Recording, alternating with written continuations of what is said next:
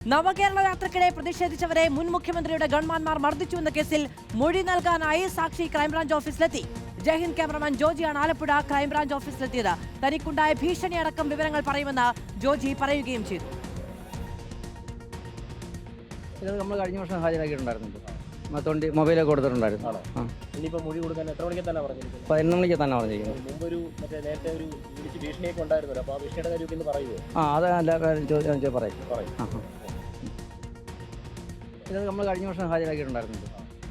മൊബൈലൊക്കെ കൊടുത്തിട്ടുണ്ടായിരുന്നു. 11 മണിക്ക് തന്നെ പറഞ്ഞിരിക്കുന്നത്. 11 മണിക്ക് തന്നെ പറഞ്ഞിരിക്കുന്നത്. മുമ്പൊരു നേരത്തെ ഒരു ഭീഷണിയൊക്കെ ഉണ്ടായിരുന്നല്ലോ, അപ്പോൾ ആ ഭീഷണിയുടെ കാര്യം ഒന്ന് പറയുമോ? അത് എല്ലാ കാര്യം പറയും. മനീഷ് മഹിപാൽ വിവരങ്ങളുമായി ചേരുകയാണ്. മനീഷ്, ഈ വിഷയവുമായി ബന്ധപ്പെട്ട 2-3 കാര്യങ്ങളാണ് വലിയ പുറത്തുവരലുകൾ ഉണ്ടായത്. ഒന്ന്, ഈ അന്വേഷണ റിപ്പോർട്ട് പൂഴ്ത്തിവെച്ചു എന്നുള്ളതാണ്. അതിൽ മുൻ മുഖ്യമന്ത്രിയുടെ ഗൺമാൻമാർക്ക് അവർ അധികാരത്തിനപ്പുറത്തുള്ള ചില കൈകടത്തലുകൾ നടത്തിയെന്നതടക്കം ചൈത്ര തെരേസയുടെ റിപ്പോർട്ടിൽ ഉണ്ടായിരുന്നതുമായി ബന്ധപ്പെട്ട് പിന്നീട് ഒരു നടപടിയും സ്വീകരിച്ചില്ല എന്നതടക്കമുള്ള കാര്യങ്ങളുണ്ട്. അതുകൂടി SIT പരിഗണിക്കുന്നു എന്നാണ് അറിയുന്നത്. മാധു, അന്ന് തന്നെ, അതായത് സംഭവം ഉണ്ടാകുന്നത് 2023 ഡിസംബർ 15 ശേഷം ആദ്യമായി ആലപ്പുഴ ജില്ലാ പോലീസ് മേധാവിയായിരുന്ന ചൈത്ര തെരേസ ജോൺ കൊടുത്ത റിപ്പോർട്ടിൽ തന്നെ അന്ന് തന്നെ വകുപ്പുതല നടപടി ഈ ഗൺമാൻമാർക്കെതിരെ ഉണ്ടാകേണ്ടതായിരുന്നു. പക്ഷേ ആ റിപ്പോർട്ടാണ് ആഭ്യന്തര വകുപ്പ് പൂഴ്ത്തിയത്. ആ റിപ്പോർട്ടിലെ പ്രധാനപ്പെട്ട പരാമർശം ഗൺമാൻമാർ നടത്തിയത് ക്രിമിനൽ നടപടിയാണ്. ഒപ്പം തന്നെ കാര്യങ്ങളാണ്, അതായത് റിപ്പോർട്ടിൽ വിശദമായി പറയുന്ന കാര്യങ്ങൾ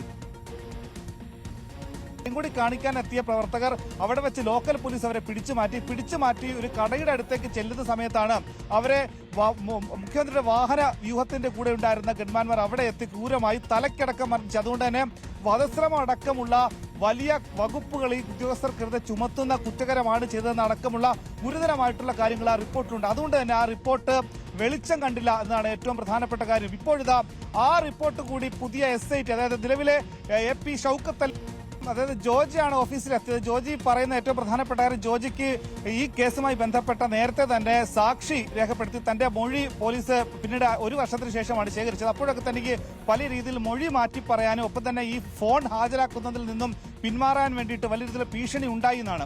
ഇവിടെ കോടതിയിൽ റിപ്പോർട്ട് കൊടുക്കുന്ന സമയത്ത് ഈ ജോജി എന്ന് പറയുന്ന മാധ്യമ പ്രവർത്തകന്റെ കയ്യിൽ നിന്നും ഫോൺ വാങ്ങാൻ അല്ലെങ്കിൽ അത് പരിശോധിക്കാൻ ആദ്യഘട്ടത്തിൽ അന്വേഷണ സംഘം അന്ന് ഈ കേസ് അന്വേഷിച്ച ജില്ലാ ക്രൈംബ്രാഞ്ച് തയ്യാറായിരുന്നില്ല.